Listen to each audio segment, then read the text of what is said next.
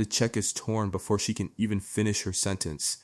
We don't do special favors for people who can't keep a balance, the bank manager says, sliding the pieces back across the counter like they're garbage he's returning to its owner.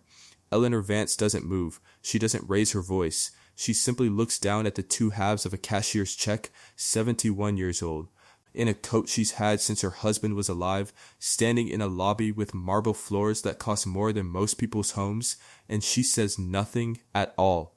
4 days. That's all it will take. 4 days from this moment until the name on a vault deed buried in the bank's own basement stops every single person in this building cold. Have you ever watched someone end their career with a single sentence and not even realize they'd done it? Stay with me, because this is one of those stories. I'm going to tell you about a woman most people in this story never bothered to really see. Not because she was invisible, she wasn't, not exactly, but because some people have trained themselves not to look twice at a certain kind of person. An older black woman in a modest coat, standing quietly in a bank lobby, asking a simple question in a soft voice. To men like the one behind that counter, she was scenery, furniture, a body in line that was taking up his morning. He had no idea what he was standing on top of. Eleanor Vance grew up in a small house 2 streets back from the railroad tracks in a town that doesn't show up on many maps anymore. Her father worked with his hands, a locksmith, and later a man who built vaults, actual bank vaults, back when that was still a trade passed down instead of manufactured overseas. Her mother kept books for 3 different family businesses on the same street, doing arithmetic in the margins of church bulletins because that's what paper she had. Eleanor was quiet as a child.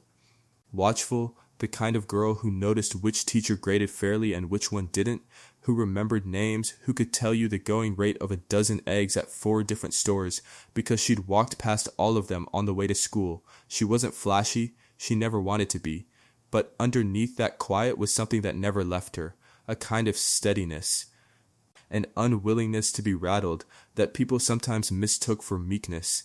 It was never meekness, it was patience. There's a difference, and most people never learn it until it's too late to matter.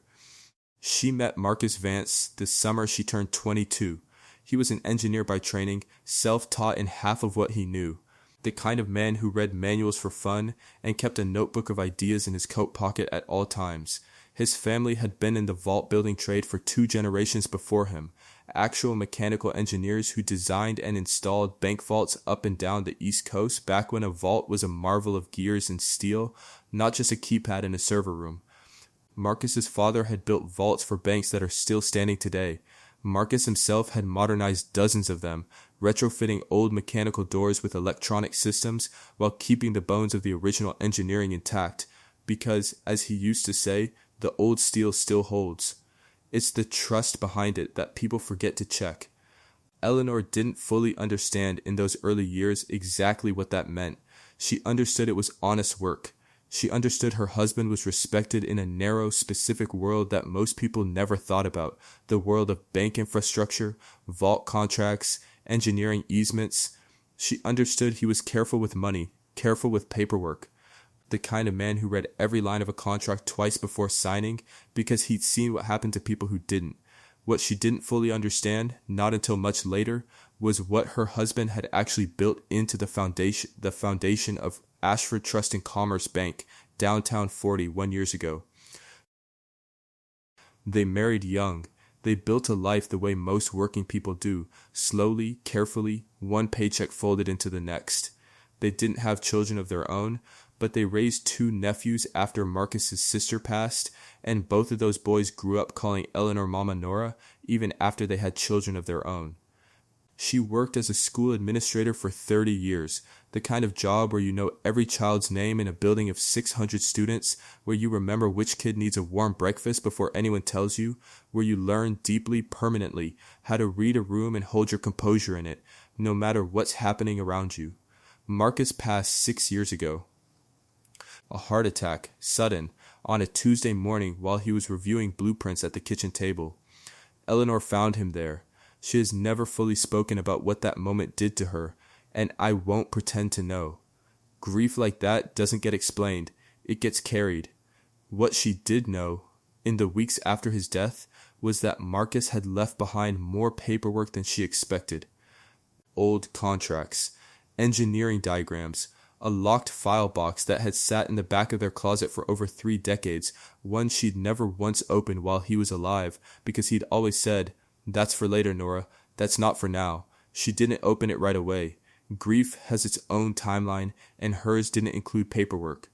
It took nearly 2 years before she sat down at that same kitchen table, put on her reading glasses, and went through everything Marcus had left behind, piece by piece, in the quiet hours after the house had gone silent for the night. That's where she found a deed.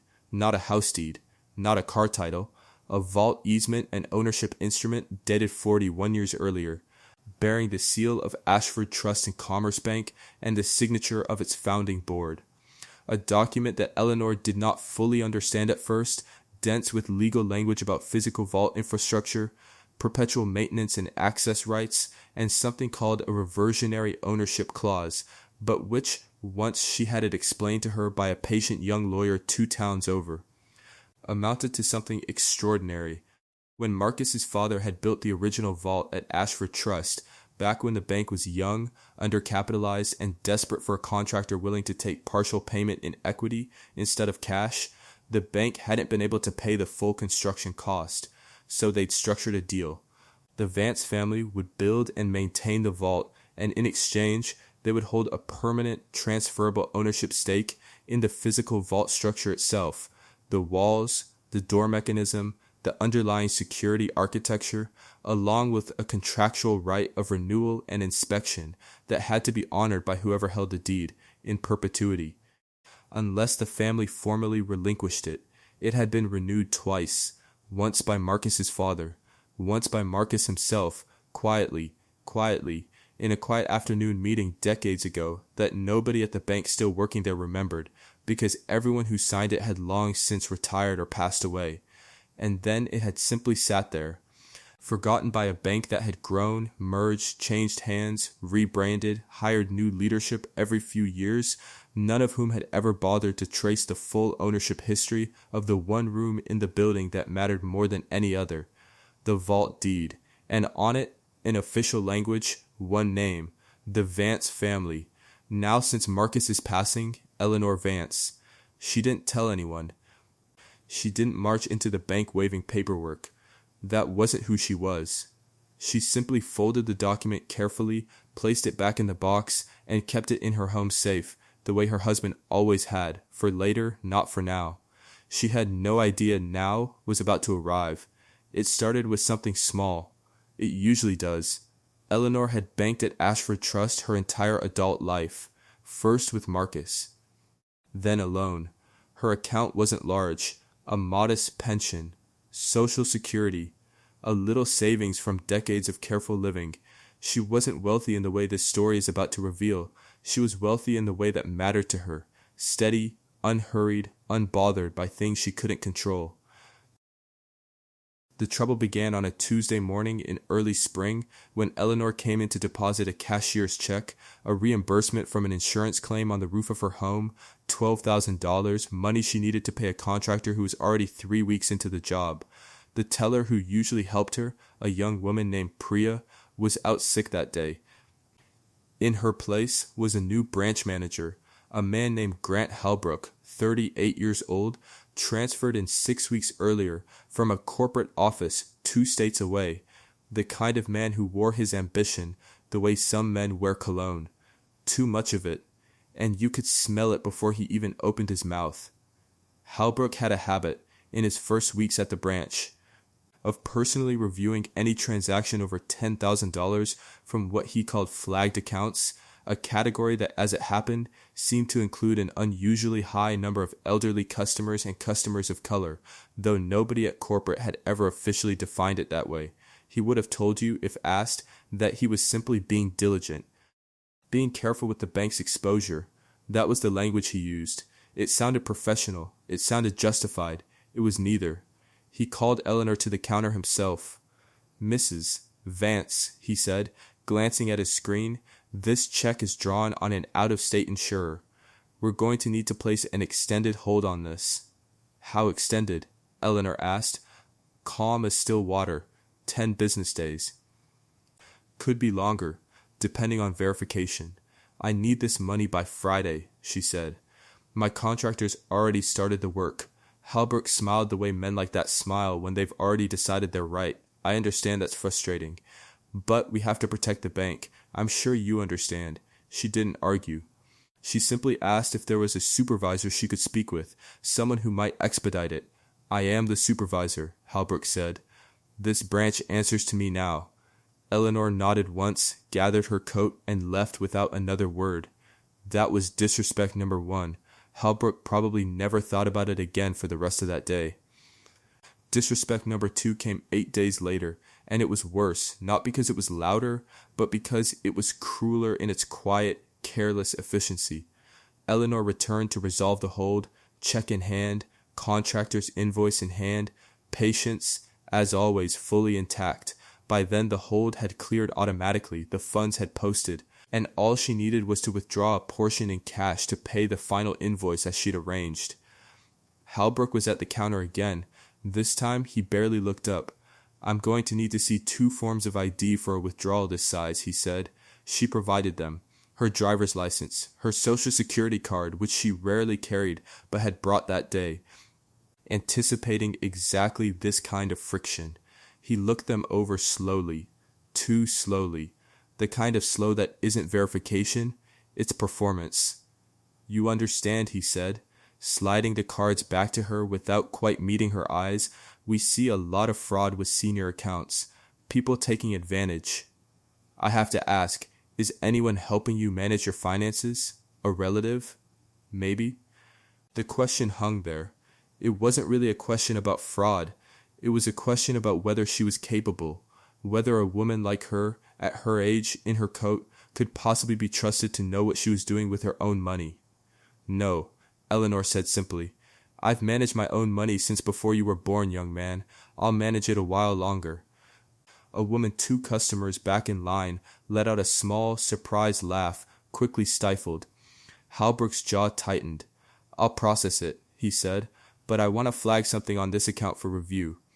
Just to be safe. He didn't say safe for whom.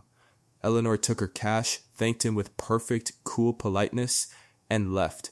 That was disrespect number 2. And still, she said nothing more than what needed saying.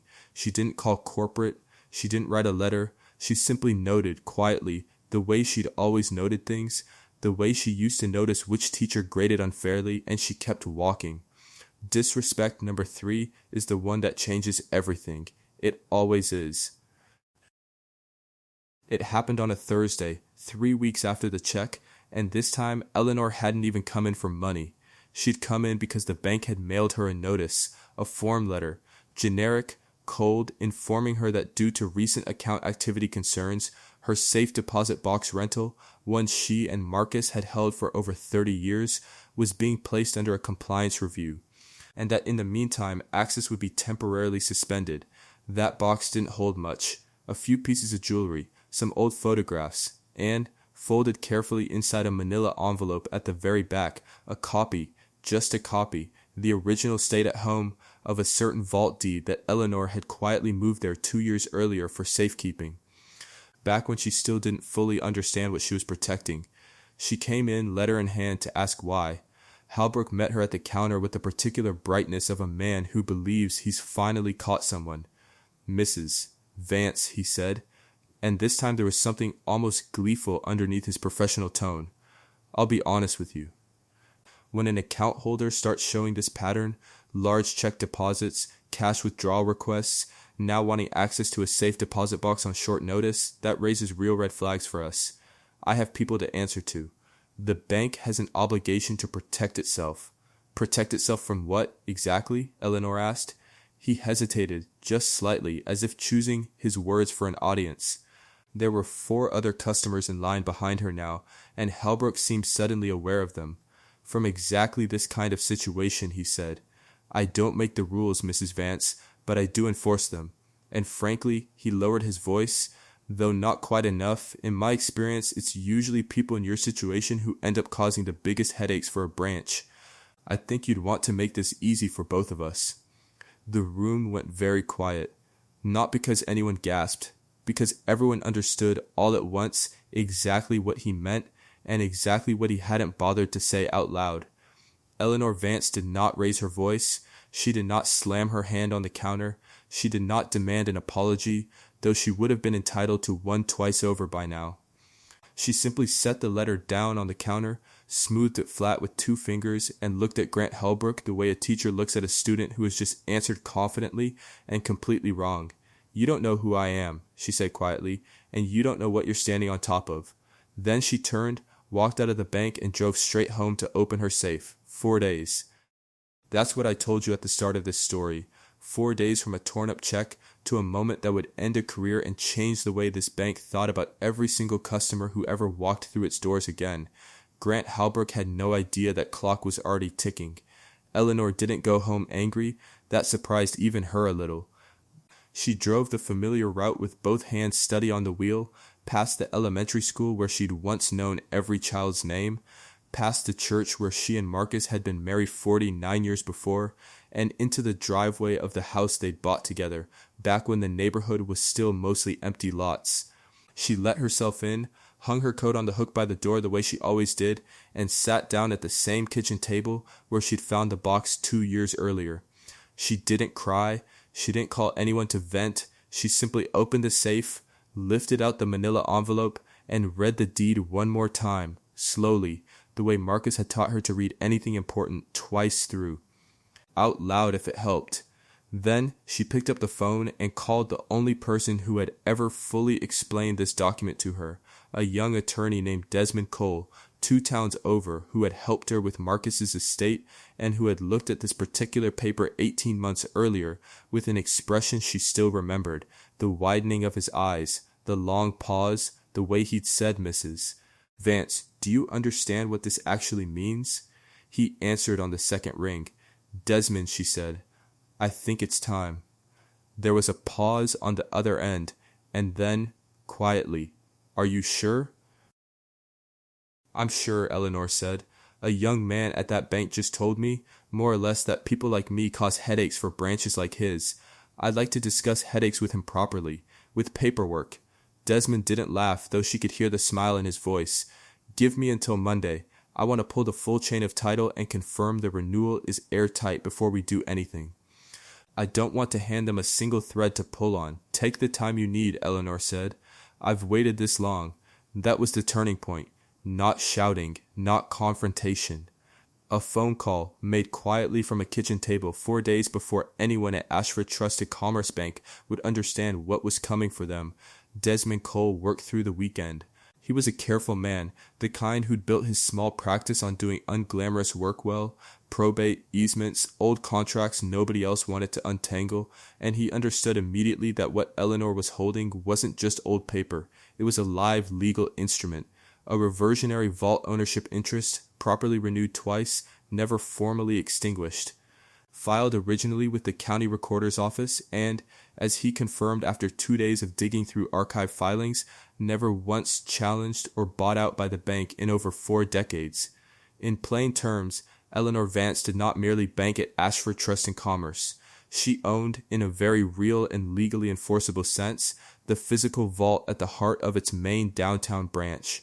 The walls, the door mechanism, the underlying structure, along with a contractual right to inspect it, to be consulted on any modification to it, and, buried in a clause near the bottom that made Desmond sit back in his chair when he found it, a right of first refusal on any sale or structural transfer of the vault premises, with financial penalties owed to the deed holder if the bank had, at any point, modified the vault without proper notice. Desmond pulled the bank's public renovation permits from the last decade. There it was, 6 years earlier, Ashford Trust had done exactly that. A full vault modernization, installing a new electronic access system, without notifying the Vance family, without triggering the required consultation clause, without paying so much as $1 in the contractually owed notification fee. They owed her money, real money. And more than that, they had for 6 years been operating their most secure and important room in direct breach of a legally binding contract with the very woman their new branch manager had just accused of being a headache. On Monday morning, Desmond called Eleanor back. "Mrs. Vance," he said, "I don't think you understand how good this is. I think we should talk about a settlement conversation before anything else, but I want you to know, if this went to court, you'd win. Decisively, and there'd be press." Eleanor sat with that for a long moment. "I don't want press," she said finally. "I don't want to humiliate anyone in public, Desmond. I've had that done to me." "I don't do it back." "Then what do you want?" "I want them to understand," she said, "that they don't get to decide who matters based on how someone looks standing in their lobby. And I want that young man to understand it specifically. Everything else, you handle as you see fit." The call came into Ashford Trust and Commerce Bank's corporate legal department on a Wednesday afternoon, 4 days. Precisely 4 days after Grant Halbrook had told Eleanor Vance that she caused headaches. The regional general counsel, a woman named Patricia Ames, took the call herself because her assistant had flagged it as unusual, an attorney requesting an urgent meeting regarding a long-standing vault ownership and easement instrument affecting the downtown Ashford Trust branch held by a Mrs. Eleanor Vance. Patricia had been with the bank 11 years. She had never heard of a vault ownership instrument.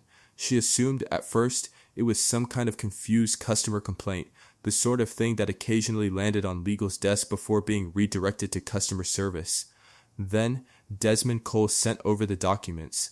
Patricia read the original 1985 instrument twice, then the 1998 renewal, then the 2019 renewal signed by Marcus Vance himself just 5 years before his death, witnessed and notarized, filed properly with the county, every single box checked, every signature valid, every renewal timely. Then she pulled the branch's permit records for the vault modernization project 6 years earlier, cross-referenced them against the consultation clause, and understood, with the particular cold clarity of a lawyer realizing her client is in serious trouble, that Ashford Trust and Commerce Bank had been in material breach of a binding real property instrument for over half a decade, and that the woman holding that instrument had just been personally insulted, on the record in front of witnesses, by one of the bank's own branch managers. She called an emergency meeting with the regional vice president that same afternoon. Grant Halbrook found out he had a problem on Thursday morning, though, at first, he didn't understand the shape of it. He was called into his own back office, the one he'd occupied for barely 6 weeks, by 2 people he didn't recognize, Patricia Ames from corporate legal, and a woman named Renata Ford, the regional vice president of retail banking, who had personally driven 90 minutes from the corporate headquarters that morning, which was in itself something Halbrook had never seen happen at any branch he'd ever worked at. "Grant," Renata said, closing the door behind her, "I need you to walk me through your interactions with a customer named Eleanor Vance. Everything, in detail." Halbrook's stomach dropped, the way it does when you sense, before you understand why, that you are already losing. He gave a version of events that flattered himself. Compliance concerns, standard fraud protocols, due diligence on a senior account showing unusual activity. Patricia let him finish. Then she slid a single sheet of paper across the desk, a photocopy of the 2019 vault deed renewal, Marcus Vance's signature at the bottom, the county recorder stamp in the corner. "Do you know what this is?" she asked. Halbrook read it. "Read it again." His face changed slowly, the way weather changes, not all at once, but in a shifting, creeping way that you can watch happen in real time if you're paying attention. "I don't understand," he said. "This branch's vault," Renata said, "the one behind that door 40 feet from where you're sitting right now, the bank does not fully own it. It never has. It's held under a perpetual reversionary easement originally granted to a contractor named Marcus Vance and his family in exchange for underpriced construction work 41 years ago. That easement has been renewed twice, legally, properly, and it currently sits with his widow, a woman named Eleanor Vance." Halbrook said nothing. He didn't need to. Renata watched the realization land on him fully, watched him understand piece by piece exactly who had been standing at his counter 3 separate times over the last month.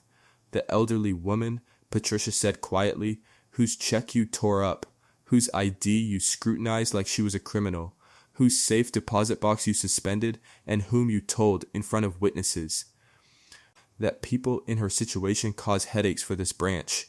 She owns the vault," Halbrook said, More to himself than to them. She owns the vault, Renata confirmed. And this bank has been in breach of contract with her family for 6 years, thanks to a renovation nobody bothered to check the paperwork on. We owe her money for that alone. And now, thanks to you, we also owe her a public relations problem, because her attorney has made it very clear that she has every legal right to pursue this publicly, and that she is currently choosing not to, as a courtesy. The room was silent for a long moment. Am I being fired? Halbrook asked. You're being escorted out today, Renata said. Corporate will handle the rest. But Grant, I want to be honest with you, because I think you need to hear it plainly. This isn't happening because of one torn check. It's happening because you made a decision more than once about what an elderly black woman standing at your counter was capable of, worth, or owed, based on nothing but how she looked to you. And you did it in a room full of witnesses, in a bank that keeps security footage of every single interaction at every counter. We reviewed the footage this morning, all 3 visits. It's not ambiguous, Grant. It's not a matter of interpretation. It's right there. Halbrook had no response. There wasn't one that would have helped him. He was walked out of the building he had run for 6 weeks by 2 corporate security guards, past the same counter where he'd once told a widow she caused headaches, past customers who watched with a particular quiet curiosity, people reserved for a man who has clearly just lost something large and doesn't yet know how large. Within a month, the story had made its way not through any press release, but through the ordinary machinery of a small industry where people talk, to 2 other regional banks that had briefly considered hiring him. Neither one called him back. The compliance violation on his file, combined with the footage that had by then been formally logged in an internal HR investigation, followed him the way these things do. 6 months later, he was working in an unrelated industry, selling insurance out of a strip mall office, telling anyone who asked a carefully sanded down version of what had happened, one that never quite included the word vault, or the word widow, or the sentence he'd said in front of 4 other customers. Ashford Trust and Commerce Bank, meanwhile, settled with Eleanor Vance within 6 weeks. The settlement was never made fully public. At her request, she still didn't want a spectacle, but it included a formal payment for the 6 years of breach, a permanent binding acknowledgement of her family's vault ownership rights going forward, an updated consultation agreement for any future renovations, and, at Desmond Cole's quiet insistence, a mandatory retraining program for every branch manager in the region on customer treatment, senior account protocols, and what the internal memo, once it was drafted, simply called unconscious bias in customer-facing decision-making. The regional vice president, Renata Ford, personally visited Eleanor's home 3 weeks after the settlement was finalized. Not for business, she said, but because she wanted to. She sat at the same kitchen table where Eleanor had once opened a locked box 2 years after her husband's death, and she apologized, plainly and without corporate polish, for what her bank had allowed to happen under its own roof. I appreciate that, Eleanor told her. But I'll tell you honestly, I don't need the bank's apology as much as I need it to mean something to the next woman who walks in there and gets looked at the way I got looked at. That's what I actually want out of all this. Renata promised her it would, and to her credit, over the following year, it largely did. New training protocols.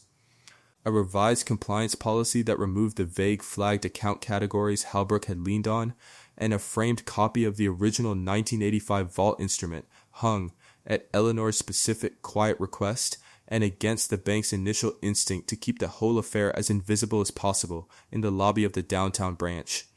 With a small plaque underneath that read simply, in recognition of the Vance family, whose work and whose trust this bank was built upon, Eleanor still banks at Ashford Trust and Commerce, though she rarely needs to visit the branch in person anymore. When she does, the staff know her by name, not because of the settlement, and not out of some performative correction, but because Priya. The young teller who'd been out sick that first Tuesday made a quiet point of learning Eleanor's story properly once she returned, and made sure everyone else on staff did too.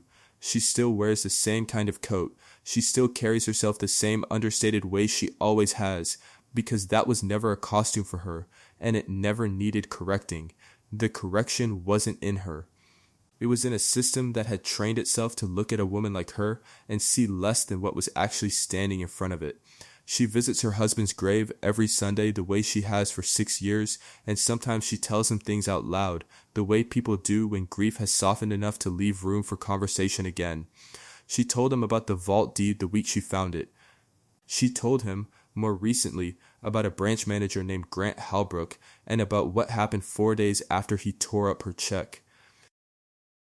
"You'd have liked how quiet I kept it, Marcus," she said, standing there on a cool spring morning, the wind moving through the trees at the edge of the cemetery. "You always said the loudest thing in a room is the truth, once it finally gets to speak. You didn't need to shout. You just needed to be patient enough to let it land. I made Eleanor Vance up. I made Grant Halbrook up too, and Ashford Trust and Commerce Bank, and the vault deed, and the kitchen table, and the quiet phone call on a Thursday afternoon that changed the shape of a man's career in 4 days flat.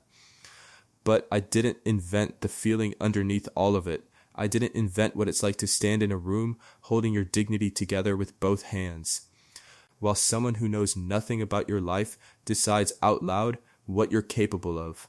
I didn't invent the particular ache of being underestimated by someone who will never understand what they've just done, or the quiet, steady strength it takes not to prove them wrong by shouting, but by simply continuing to be exactly who you already were the whole time. Somewhere out there right now, someone is standing at a counter, or sitting in a waiting room, or being spoken over in a meeting by someone who has already decided, based on nothing real, that they don't matter very much. And most of the time, the world will never hand that person a vault deed. Most of the time, there is no 4-day countdown, no dramatic reveal, no framed plaque in a bank lobby. But the dignity was never in the deed. It was in Eleanor the whole time, in the coat, in the quiet, in the way she said, "You don't know who I am," without a single ounce of anger in her voice, because she didn't need anger. She only needed to be right and to wait long enough for the truth to catch up. So let me ask you the same question I asked at the start, except now you know what it costs to answer it honestly. Have you ever been underestimated by someone who had no idea what they were standing in front of?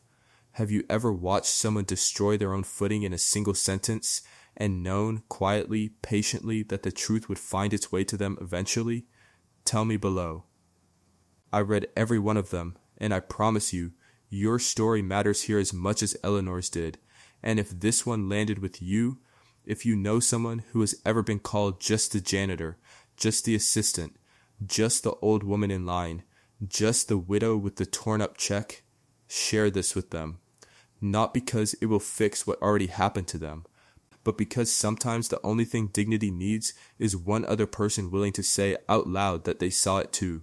Subscribe if you want more of these. We tell one every week, because everybody underestimated deserves, at least once, to be seen exactly as they always were.